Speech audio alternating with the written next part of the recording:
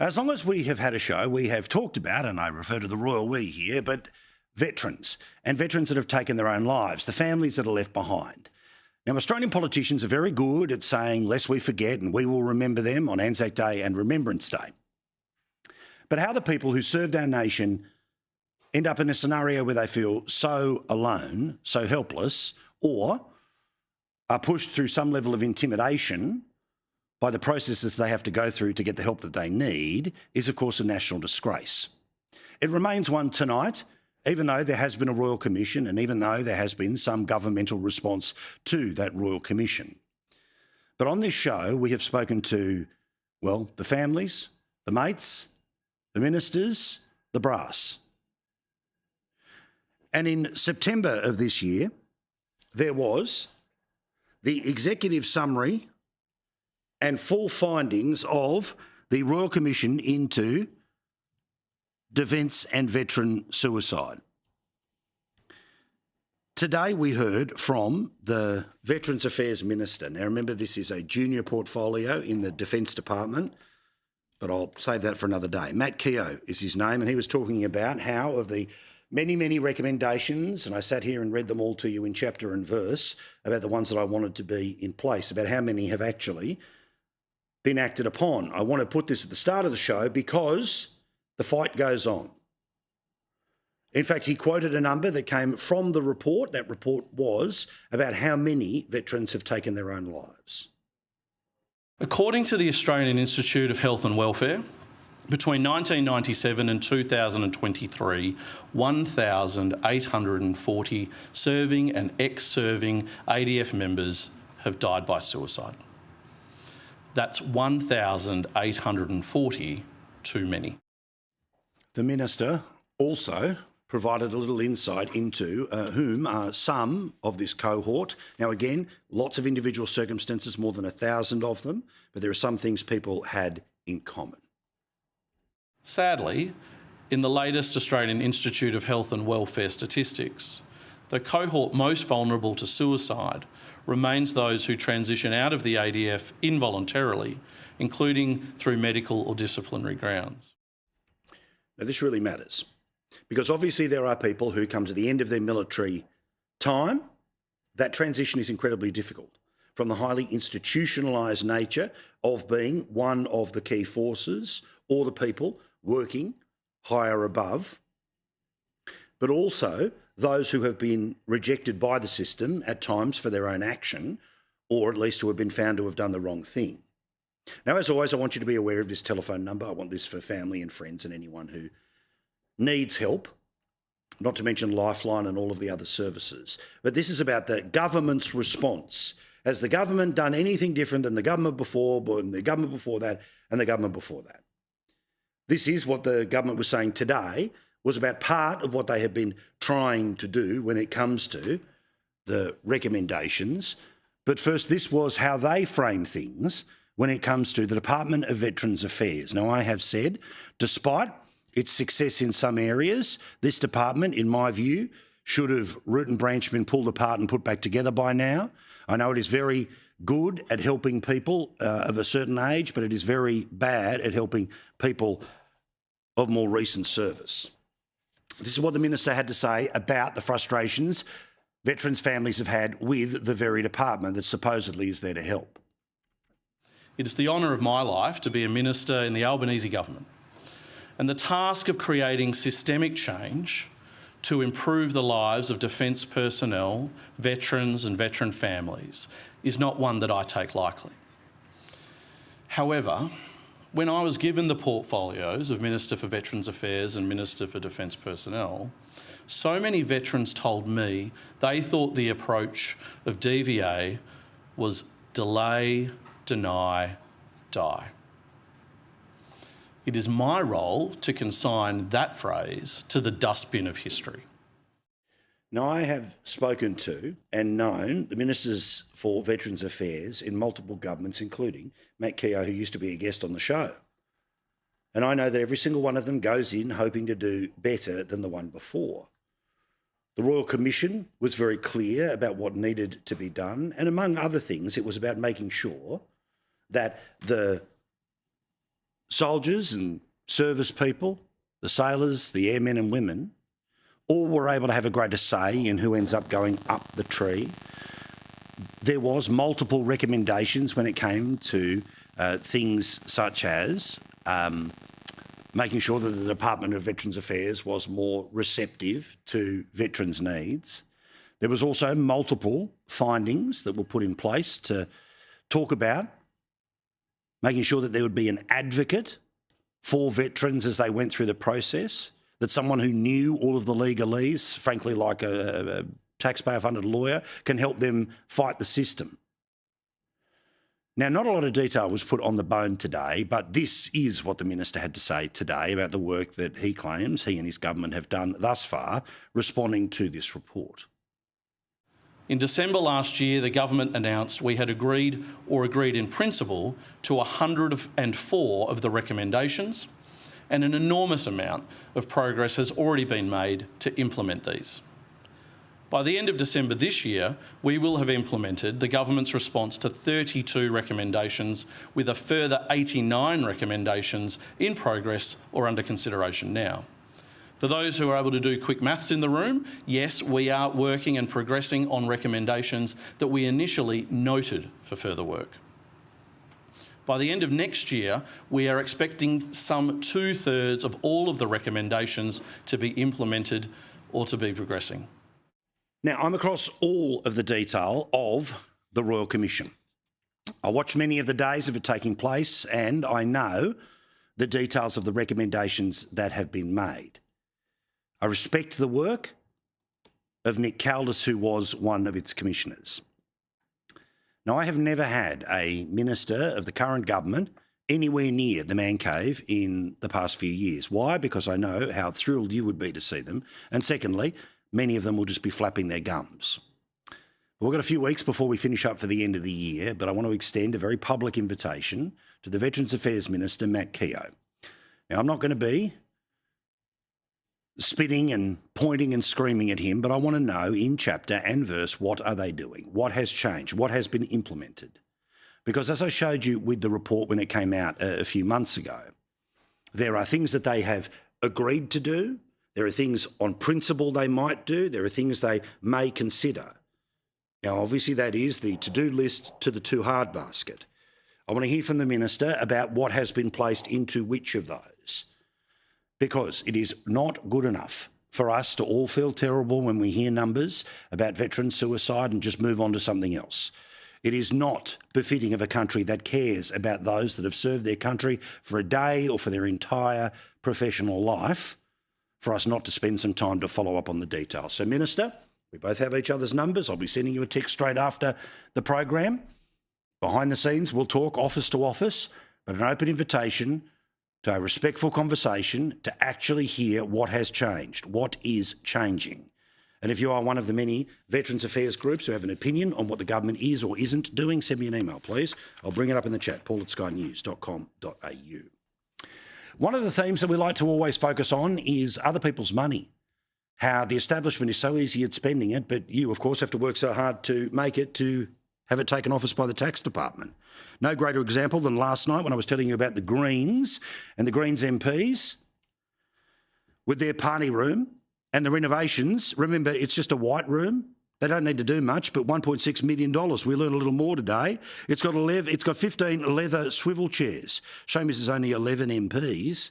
Oh, but there's a giant photograph of the co-founder, Bob Brown.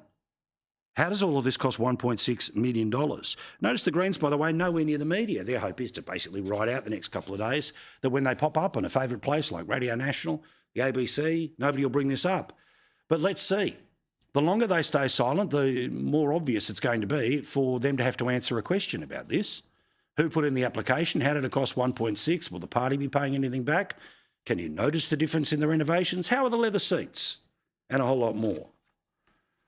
Anyone who has the chance to speak to the Greens leader, Larissa Waters, we know she's out and about last weekend, literally. The day before we learned about the $1.6 million renovation to their party room, she was bobbing about in the waters of Newcastle holding up coal ships, because God forbid Australia is able to export what the world wants and what, of course, we pay a pretty penny for when it comes to tax. But that's not what I'm talking about tonight. The new Bureau of Meteorology website. Yeah, we're back here again.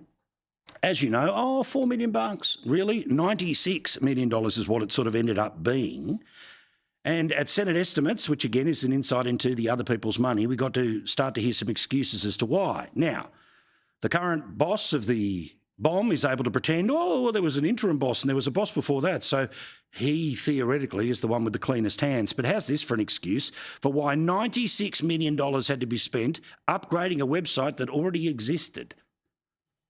The program was delivered throughout the extended COVID-19 pandemic, which impacted key labour markets, and also during a period of beyond forecast inflation, which particularly impacted technology costs. COVID? What? It's 2025. COVID displacement, well, okay, I don't really want to, but I'll give you 6 months, 12 months. But how does that get out to $96 million? Now, remember, it's not like this new website is the first one to ever show you the live temperature from the weather station near you. That was the same thing as the old one. They, of course, made a change about the intensity of the radar, meaning less information, but it still cost more money. They were, of course, changing back to the system that you and I both know. And despite the fact that this government's been around since basically the start of 2022, it won't surprise you who the current government is blaming for $96 million worth of spending that happened on Labor's watch. It seems curious to me that the then government did not budget for any contingency on a large IT project. Even the original robust project, which was funded well before this government ever arrived, 3 large sums of money that were approved by the former government. Don't you love this? Oh, everything's the previous government's fault. Hasn't it been 4 years since they were in power? Oh, no. These were all... We couldn't possibly have got out of this terrible deal. Or at least have told people, look, we're going to get a new website. I'm giving you the heads up. It's going to cost $96 million because the other idiots decided to sign the paper. No, we never got that pre-warning. Remember? One day, just effectively, Australians woke up, there was a brand new website. When the website didn't work, proven not to work, and there were problems in southeast Queensland, I'm pulling all of the important people into the room. How much did it cost? About $4 million. And then suddenly, bang, an extra $92 million. But no, the previous government. And what about the solution as to how we can avoid $96 million being spent on a freaking website in the future? To the extent that there have been cost overruns or other problems with this project, I would suggest that it might have been wise to spend a little bit of money employing some public servants in the BOM who could actually manage this project rather than requiring the BOM to manage it with their existing resources and then outsource everything to consultants. Oh, God, no! The people who currently work for the BOM would have to manage 2 websites at the same time? These people are so disconnected from the real world that, as you know, there are people who might be maintaining one property while moving to another. How many people have tried to keep a business open while setting up a second one? How many restaurateurs, fast food outlets, hairdressers, mechanics, the little people who aren't part of a union, who aren't part of the triangle of dependence, the people whom without the whole joint falls over, but Labor couldn't give a stuff about? Those people have all had to do more than one thing at one time. Oh, no, but if it's the Bureau of Meteorology and they're getting a $96 million website, they need new people whose exclusive job is to manage the transition. When, of course, they wouldn't save a single dollar because, unlike private enterprise, there's not a single person in government whose actual job is to pull back. There is no reward for anyone who pulls back. It's an endless credit card with other people's money that serves $1 trillion in debt that most Australians don't care about, and we all know the debt is managed offshore. Nothing to see here. What about another example of other people's money? Again, how they peddle what you work for against the wall, this time the E-Safety Commissioner. Jet-setting E-Safety Commissioner Julie Inman-Grant racks up millions in travel expenses trying and flying to more than 20 countries. Between 2017 and 2024, overseas travel, including costs, amounted to $1 million, including $200,000, which was funded by other government departments. This is the E-Safety Commissioner, not the head of the Defence Department. not the head of the AFP trying to negotiate with MI5 or the FBI. Domestic travel, this is where they really had fun. $2.4 million between 2017 and 2024, including official business and stakeholder engagements. Don't you love this crap? I don't know, they'll never change their behaviour because basically it's only you and I who care, but the fact you and I care means I'm going to keep pointing it out. $2.4 million on domestic. You reckon how much of that was up in row 38? $1 million overseas. You reckon they had extra leg room in an exit row or they were sipping champagne up the front? These figures include the costs for Ms Inman Grant and her staff for various summits, panels and seminars. The multi-million-dollar travel bill paid for by taxpayers comes on top of the eSafety Commissioner's $450,000 annual salary. In 2024-25 alone, the Commissioner has spent $349,000 on overseas trips, $669,000 on domestic travel. You would think the eSafety Commissioner would know how Zoom worked. Maybe would be able to get on a bit of FaceTime, some Microsoft Teams. Oh, no, I've got to be there in person because if you don't meet me, how would you ever know me? Since 2017, Ms Inman Grant has undertaken 22 overseas trips, often hopping between multiple destinations in a single journey. Fair income. Other people's money, one that, of course, nobody pays attention to.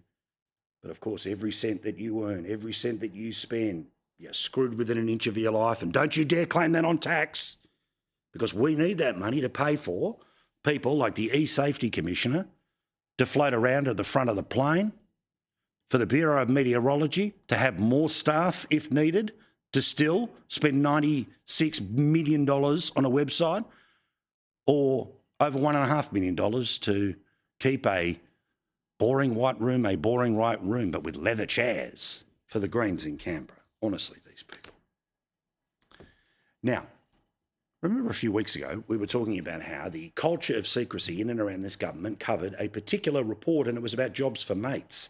This was when the Senate at one point in time actually effectively shut down. Why? Because they wanted to get the report to be released. Now, the report has been released, obviously, just a couple of days before the second test, hoping everyone looks the other way, bang it out on a Tuesday. And unsurprisingly, it has concluded, among other things, about the absolute rort that is the very low bar that is there for your political mates, and how jobs suddenly become available to people who wouldn't always be the first candidate. Trudy McIntosh explains a bit more from our Canberra Bureau. Key recommendations have been ignored by the Albanese government. That includes banning ex-politicians and staffers from board posts within 6 months of leaving office, and also a ban on ministerial appointments 6 months before an election. Let us show a little more that comes from this report here, because again, the system, yeah, it's been both parties, but there's one mob that's been in for a while, and there's one mob currently who's been throwing an awful lot of gigs around for political mates. This level of direct appointments is without parallel in other similar Westminster countries, and has brought about a climate where Australians now think all appointments are political appointments. Well, yeah, true. Now, in part, this is because what they're doing is that they're trying to shove people in the weeks and months before an election, just in case they lose, but they still want their people dragging their feet for the new government. Ms Briggs said that the government board positions were rarely advertised, which meant the pool of candidates was limited and not diverse. One particular egregious matter, according to Ms Biggs, was the practice of political staffers, former politicians, supporters and friends being appointed to government positions in the lead up to elections, seemingly little regard for consequences. Such bequests in the dying days of governments are shameless and are widely frowned upon by the public, and they bring governments into disrepute.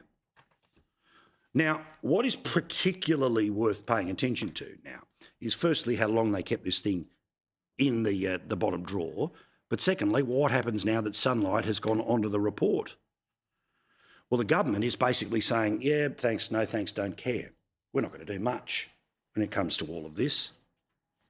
In fact, in The Conversation, which is a website which is very left-wing, says the Albanese government shies away from tougher recommendations in the Jobs for Mate inquiry, meaning, again, can we at least have a system where if we're a few months out from an election, we don't shove the people in and give them 5-year contracts? The Guardian, the Turnbull Times even says that corrosive impact on trust. Labor criticised over failure to adopt recommendations of the Jobs for Mates report. Here is the Finance Minister, the person who is technically in charge of the Finance Department, which hires many, if not most, of people at the upper end of the public sector.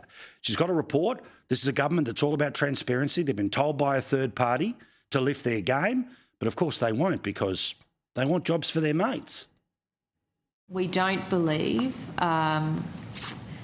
that people should be excluded if they've got the right skill set and go through a process of appointment to a government board. There are people who leave work in this parliament who do have the right skills and would be an asset on government boards and committees. Oh, it's all fine then. And as for Tim Ayres, well, he's pulling the trick that they were with the Bureau of Meteorology. Despite the fact that it was this government who got the report, had a chance to release it, sat on it because they planned to do nothing about the culture. Well, of course, because it was an inquiry just after we became the government, it's the previous government to blame, right? This opposition has taken an industrial approach to both orders for the production of documents and freedom of information applications. Now, can we just roll who you just saw giving the answer there, being Tim Ayres again, but if we can do it without audio, gang, I'd love to see it. I'm doing this live on the air because I want to show you a perfect example of a person who would fall right into the category of Jobs for Mates. See the bloke with the grey hair sitting next to him? He's the bloke who, of course, used to work for the Palaszczuk government, turned himself into a lobbyist, then an advisor, and guess who magically fell into a plum job in Canberra? Talking about this very matter with the minister trying to say, no, look the other way. One of them's at the table. Now, this would be a perfect example for the Liberal Party to have either learnt its lesson or see an opportunity. Today would have been the day for them to turn around and say, yeah, we're going to accept the report. Now, remember, all of that respect at work stuff, which became a little bit difficult when it came to workplace law, but the Labor Party didn't care whether it was recommendation 1 or 26. They just kept saying, implement the full report. If they don't implement the full report, they don't care about women at work. Well, and eventually the full report was put in place. Well, why is the Liberal Party not turning around and saying, why not implement the full report when it comes to stopping the culture of Jobs for Mates? Now, in part, is that because they want to leave a little door open so they can have their mates and they can try to reverse, they had 100 lefties that were put on boards and we're going to find 6 righties? Maybe. But just as it comes to the transparency, there is an opportunity for the opposition to repaint itself as people that have learnt their lesson, to say the people who did all that stuff are gone, long gone, in the case of some former ministers. But no, everyone's just going to sit quiet and then they'll act surprised when the minor party vote on the left or the right starts increasing. Sadly, opportunity lost today. I understand why and I understand the nuance, but if you want to recast yourself, there was an opportunity and sadly an opportunity that has been missed.